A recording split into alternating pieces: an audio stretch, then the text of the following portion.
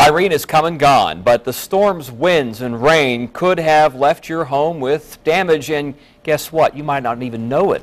Then on your side, Stephanie Harris walked through a home with an inspector looking for potential trouble. What'd you find, Steph? Well, Tom, I found that things aren't always as they appear. While you may look around your living room and see no signs of damage, this much water is all it takes to damage your ceiling.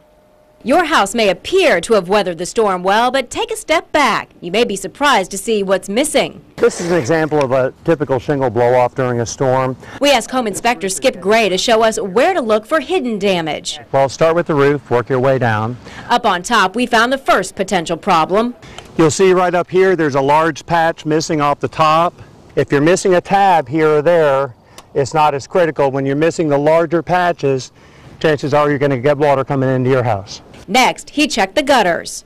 That's some of the aggregate that you'll see right there. All that debris clogged the drain, and this thing is full of water. Pull the downspout on this, let some of the water out, just so the gutter doesn't come down on us. Now to the attic, where you need to check for wet insulation. If you have the batt insulation like this, you can just lift it out of the way. If you have the blown in, you can normally take the wet insulation and toss it on top of the dry insulation and make sure that that will eventually dry out. Back on the ground, we found a common problem most people don't think about.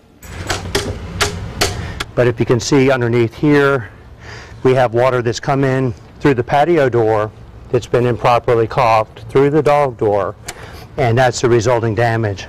The wood is buckling, there's mold starting to grow. This whole floor needs to come out. And speaking of mold, don't forget the crawl space. Look for a watermark on your ductwork. Water there can also lead to mold and ruin heating and air conditioning units. A few simple checks that could save you a whole lot of money in the future.